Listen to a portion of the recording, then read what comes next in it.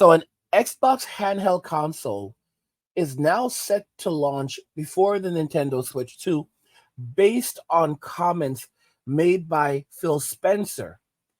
And the launch of this console, this handheld, I truly believe could be very, very disruptive in not just the handheld market, but to Nintendo as well, and could potentially create issues for the Nintendo Switch 2. Now, some of the reasons why this could happen are just coming down to the specs. The Xbox handheld console more than likely will use the same specs or very similar specs to the Xbox Series S console.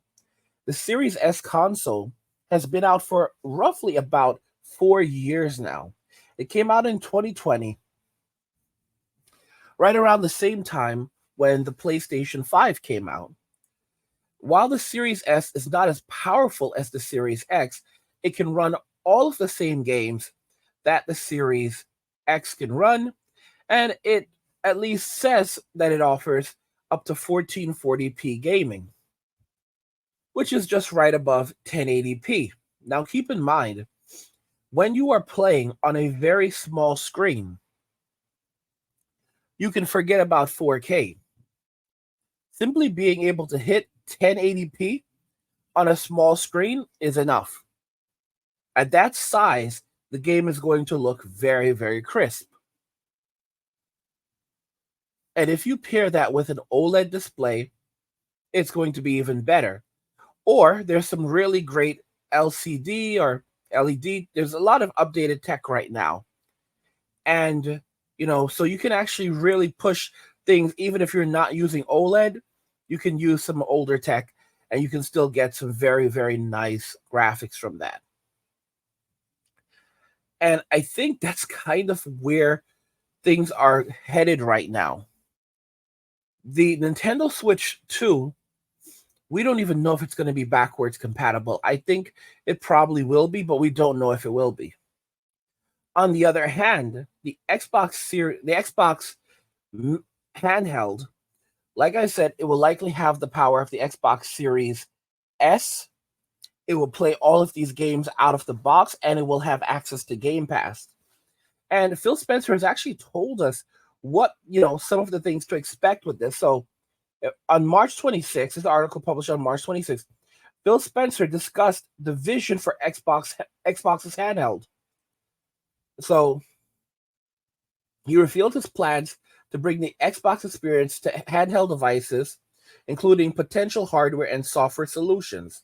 So he's talking about a handheld. And he says he wants to expand Xbox into the handheld gaming market. He said that in a recent interview with Polygon. He praised new PC gaming handhelds like the Asus ROG Ally and Lenovo Legion Go. And he mentioned the desire to integrate these devices with the Xbox ecosystem better.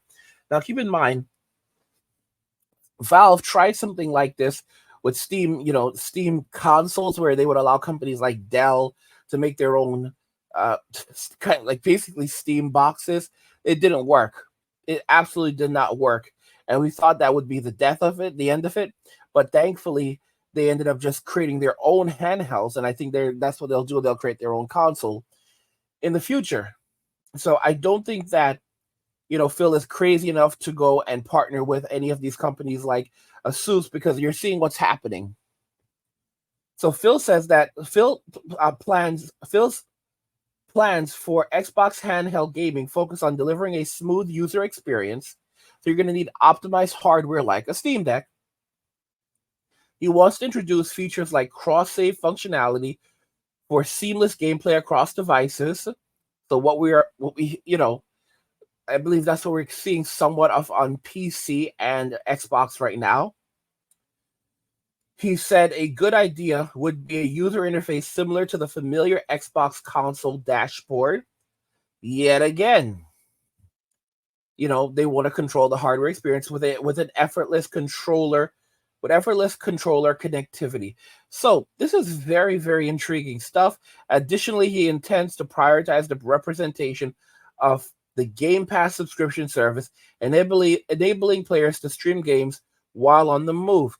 So this means that you would have to control your own hardware experience. So while he hasn't confirmed an official Xbox handheld, he hints at two possible ways to achieve seamless integration. One option is to create a dedicated Xbox handheld for the ultimate Xbox on the go experience. Alternatively, Microsoft could concentrate on enhancing the Xbox software in existing Windows based handheld devices in the market. And truth be told, keep in mind they've said that there's something coming later this year. So they've said that they have announcements left for the rest of the year, and there's a lot of speculation that the new Xbox handheld could arrive as soon as this summer. Nintendo was originally expected to. This is crazy stuff. Nintendo was originally expected to release the Nintendo Switch 2 in fall 2024, correction, and now it's seeming like it can come out actually in the first quarter of 2025, or even in fall 2025, which is pretty crazy. And we don't have a lot of games on the Switch right now, so that just puts a lot more focus on the fact that we are at the end of the console generation. The Switch is basically dead at this point, and a lot of people have just stopped playing it. They've moved on to the Steam Deck. Well, let's see here. Spencer wants the Xbox experience to be the same on all platforms. He says Xbox should be more than just a console. It should be available to players wherever they game. So he still wants to maintain. He still wants to allow you to game on your cell phone or game on your Windows laptop. But these experiences are not great. They need to be seamless. And as you can see, he wants to create a handheld, and he's hinting at this. He's telling us exactly what it would look like. He focused on a smooth user experience and eliminating issues with playing on different devices. Yeah, a handheld. And Spencer understands that not everyone may be interested in a dedicated Xbox handheld, so he emphasizes the value of giving customers options. He aims to make sure that the Xbox app and its features are well optimized for various handheld devices. So I do think that this is where the reality is setting in. And if we do get an Xbox handheld, I think it's very possible at this point the effects will be substantial. It will for Nintendo, while people pick up a Nintendo console, Switch so that they can play Nintendo games, there's a lackluster experience there. And I'll be honest when I say I just don't see the Nintendo Switch 2 being substantially more powerful than an Xbox Series S. I don't see it. The Series S, I think it has 12 gigabytes of RAM. How much RAM does the Xbox Series S have? All right, and let's look it up. So it has 10 gigabytes of RAM. The Series X has 16. The Series S has 10 gigabytes of RAM. And we have to remember that the original Nintendo Switch only has 8 gigabytes. So it wouldn't shock me for Nintendo to try some BS like that and do only 8 gigabytes again, although it'd be out of their minds. If I had to absolutely guess on it, I would speculate that the Switch 2 might have 12 gigabytes of RAM. I don't think it necessarily will have the 16 gigabytes that the Xbox Series S and the PlayStation 5 have, but I do think that it will have probably 12 gigabytes of RAM. The reason why I say this is because they're going to want to keep this thing around for a while. It's going to take a while for the install base to grow. I think people will, if they do it right, people will purchase this thing like day one because they'll sell a lot. But they're gonna want this thing to be around for a lot of years. They're gonna want this thing to be around for at least another 7 to 8 years. And for them, it's going to be very, very difficult, I think, if this thing does not have the specs necessary to compete just a few years from now. I mean, personally, I personally think that releasing a console with less than 16 gigabytes of RAM at this point for Nintendo is kind of foolish, because when you look at how things are going right now, 16 is becoming the bare minimum to play a lot of games. Like, it's becoming the bare minimum. A lot of games right now will not run anymore with less than 16 gigabytes of RAM. Of course, yes, we're seeing a lot of games still coming to the PlayStation 4, but that's the exception. But if we're fast forwarding like 4 years from now, 4 years from now, 5 years from now, then I mean, I don't know. It's that you're gonna have consoles. The next generation of consoles, we're talking about like 32 gigabytes of RAM. The PlayStation 5 Pro is speculated that it's going to have, I believe, 32 gigabytes of RAM. And that's going to be a PlayStation 5 Pro. I mean, what that makes me think is that the PlayStation 6, when it comes out in 2027 or 2028, assuming Sony doesn't completely crash, it makes me believe that that console will have a minimum. Obviously, it'll have a minimum of 32 gigabytes, unless there's some like breakthrough in RAM, and you can use smaller amounts of RAM, but they're faster than the current existing. And I mean, that's usually how it works anyway. But again, I think that we're going to be looking at a console that has a minimum of probably 36 gigabytes of RAM. But 4 to 5 years from now, like, I mean, for because that's 2027, 2028.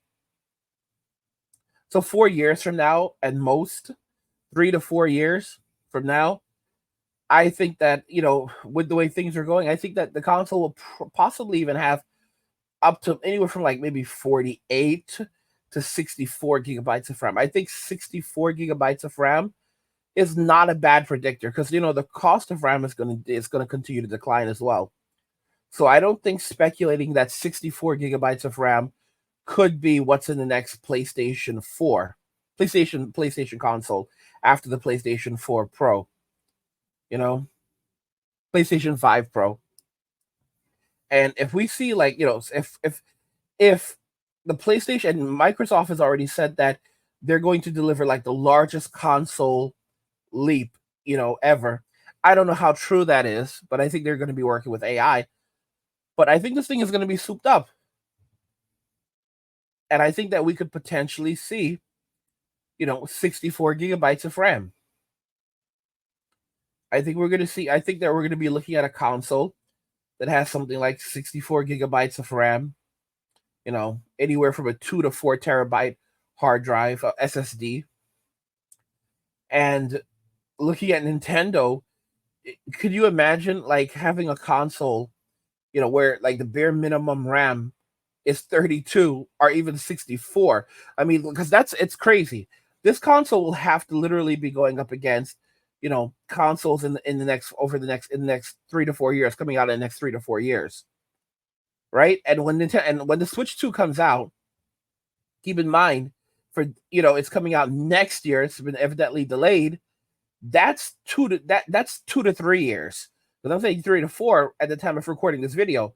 When the Switch 2 comes out, that's literally 2 to 3 years from the next generation of consoles coming out from Microsoft and Sony. And if Sony's next console and Microsoft's next console are both rocking 64 gigabytes of RAM, 64 gigabytes of RAM, and they have internal storage of like anywhere from a minimum of 2 gigabytes, but probably as much as 4 gigabytes. So let's 4 gigabytes, terabytes. So let's say 4 terabytes is where we're going to be at. Let's say the SSDs are going to be 4 terabytes, and the RAM on these things is going to be 64 gigabytes of RAM. The PlayStation Pro is speculated that it will be able to process up to over 30 teraflops, like 33 teraflops. right? And right now we're like somewhere around 10 teraflops on the PlayStation 5. I think on 25 and not 25 and like 12 teraflops on the Xbox Series X. I mean, really, relatively speaking, they're saying the Switch 2 will be able to do, let's have processing power like somewhere around maybe 3 or 4 teraflops. If even that, they're saying that they'll be more powerful than a PlayStation 4. And it's very, very concerning. It's very, very concerning because that could even put us even as low as, you know, somewhere between 2 and 4 teraflops. And you want to compete with consoles that are going to have the ability to process data at 10 times, 10 times or more. Like, you've got to be kidding me. You've got to be absolutely, absolutely kidding me. Because we're looking at consoles that'll be able to process data at 10 to 20 times, 10 times minimum, but 10 to 20 times as much data as the Switch 2. And yeah, we saw Nintendo work wonders with the Switch.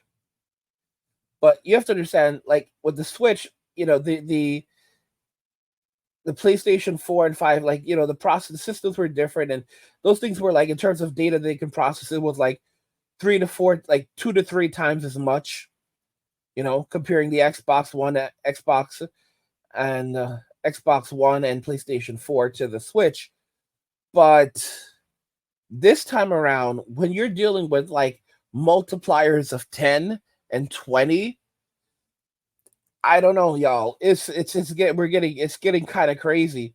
And 12 gigabytes of RAM versus 64 gigabytes of RAM. It's different when you're doing it's different when you're dealing with consoles, because companies are going to say, okay, well, this is how much we're working with. So they're going to optimize for those settings. It's not like with PC where you have to make games that a wide range of devices can play. When you're dealing with consoles, game makers say, okay, well, these are the specs we have to work with. So we have 64 gigabytes, we have hard drives that are going to have a minimum of four teraflops of terabytes of storage, right? And when you're dealing with something like that, it changes everything. It changes everything right off the bat. And they're going to be able to achieve things with these units that the Nintendo Switch just won't be able to do. Nintendo Switch 2 won't be able to do. It's not going to be able to keep up. So while it will be able to play a lot of the same games that can be played on the PlayStation 5, PlayStation 4 and even PlayStation 5, come PlayStation's, because the PlayStation 5 just was not that big of a generational leap. It just wasn't. But come PlayStation 6 and Xbox Next, it's going to be over. It's really going to be over. These consoles are not going to be able to hold, the Switch 2 is not going to be able to hold its own next along to these consoles. And then there's the Steam Deck 2 and a Steam Deck console. And it's just not going to happen. It's just not going to happen. And it's kind of frightening, because while Microsoft could drop a console this year and they would still have an entire 3 to 4 years where they could just chill and people would play the console, and then just like, they could release another one within, within 4, even 5 years after they release this one, and that would still work out for most people. And they would release, for example, like the Xbox Next would come out, and then after that they would release a new console sometime after that can play Xbox Next games. People would be fine with that. We don't need to be able to hold on to these things for 10 years. There's a lot of people who are like, oh, I want to be able to hold on for 10. A normal console generation is 4 to 6 years. And it was because of the recession that happened back in the mid 2000s that caused the console generations to go much longer than they should have, and that kind of became the status quo. But they're not supposed to go that long. They're really, really not supposed to go that long. And right now we're having some pretty hard economic times, especially with inflation. Although these consoles are just not what we were promised, you know. But I do think the next generation of consoles is going to be a huge leap, and I just don't see the Switch 2 being able to keep up. Anyway, guys, I want to know your thoughts on this. Let's talk about it in the comments. Xbox handheld console is set to launch before Nintendo Switch 2. What do you guys think? Do you guys agree that it could pose a serious problem for the Nintendo Switch 2, especially with Game Pass, being able to play Game Pass on the Xbox handheld console? You're gonna have access to all of those great games, and it's really going to be very interesting seeing this thing. I don't know. I think that it could actually end up launching at a much better price, or it will launch for a price similar to the Nintendo Switch. I don't know. I don't want to say cheaper. I do not want to say cheaper, but if you think about it carefully, the Xbox Series S, is only $299, guys. It's $299, and it's intriguing because you could pack. Technology has changed over time, and I really feel more confident now than ever that Microsoft could pack that technology into it, because I mean the Series S is constantly on sale, going for as little as like $220. Like literally, that's $229, $220. And when you factor in the cost of an LCD, LCD display, or I'm not going to say OLED, but LCD, when you factor in the cost of a display, my thoughts really are that I really think that they could, I think they could actually launch this thing for $299.99. I really believe that Microsoft could launch, if they wanted to, and not take a major loss, because there's so much time has changed, so much time has passed. Technology, the cost of producing consoles does go down over time, and the Xbox Series S, like I said, the Xbox Series S is constantly on sale.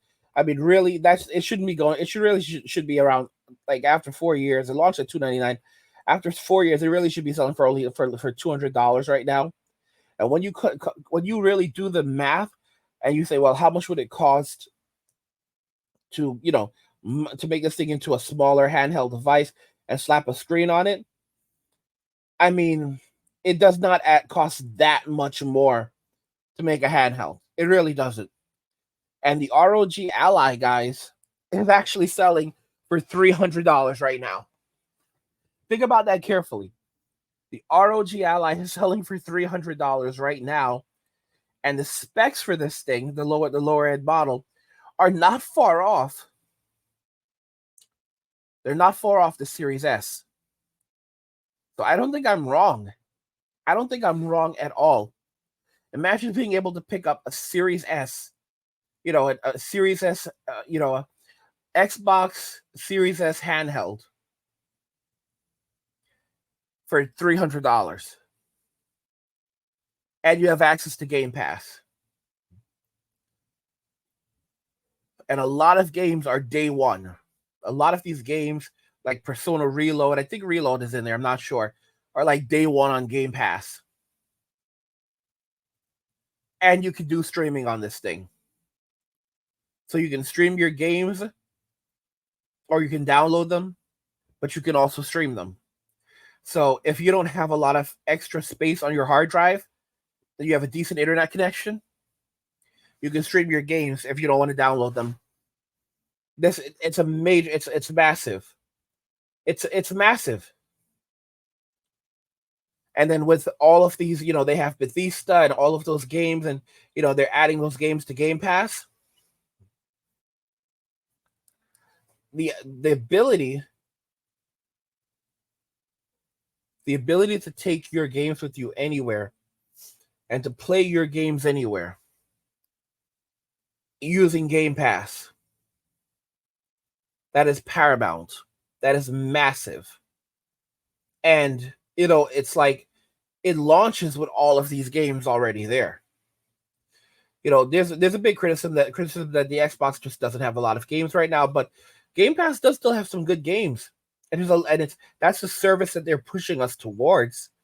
So being able to just pick up the Xbox console and handheld and just play it in bed and stream my games if I want to, and you tend to have more flexibility with Xbox than you do sometimes with Switch in terms of how you can use the hardware, things you can add. You have that beautiful interface.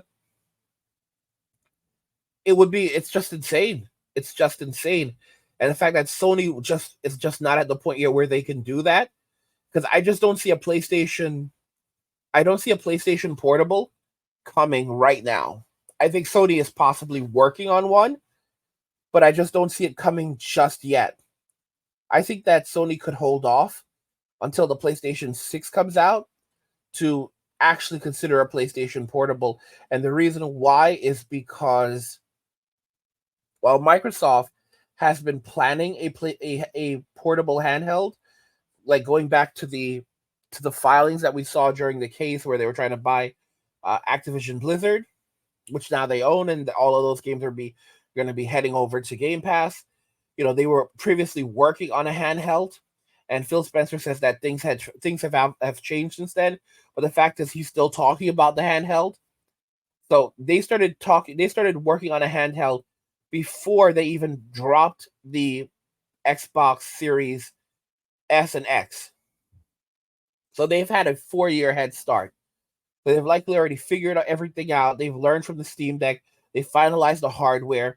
And I think we very well may be getting a console this year. And the fact that there's such a drought left by the No Switch 2 is even bigger. It's even bigger. So, they dropped, like, people were expecting a Switch 2 this year.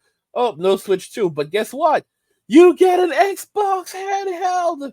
You get an Xbox Series handheld, and you can play, you can play all of these games immediately. Just sign up for a Game Pass, and sign up for a year of Game Pass Ultimate. Boom, you have access to all of these games. That's it, and just start playing right away. And $300, I don't think it's going to be more than $400, but I think they might do it for $300. If we look at the prices of the ROG Ally going down to $300 for the lower end version, I think that Microsoft will pull it off. I think they can pull it off, and they'll release it for. They can release it for $299 for $300 because they're also willing to take a loss on their consoles. While the ROG Ally, they need to make ASUS needs to make money. That's the manufacturer of the Ally. When it comes to Microsoft, they're willing to take a loss to sell consoles. So they could release it at $299 and possibly not even take a loss or a major loss, which is why I say, it very well could be coming out for $300. And with specs similar to the Switch 2, I think that Nintendo would be in a lot of trouble.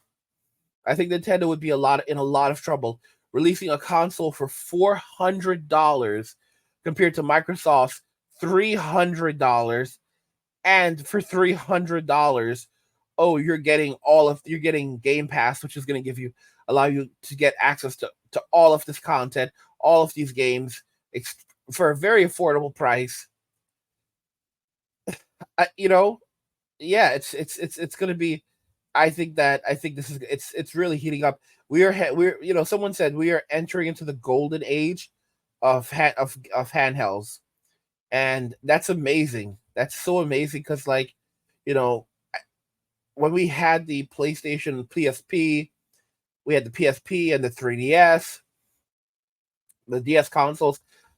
I thought that was the golden age. I will say that, like, there was the Game Boy era, and the Game Gear. Game Gear wasn't the greatest, but Game Boy was life. And I think for many thought that was the golden age. No, right now I think we are actually entering in the golden age where we have so many different choices. I've got my Steam Deck OLED right next to my Nintendo Switch.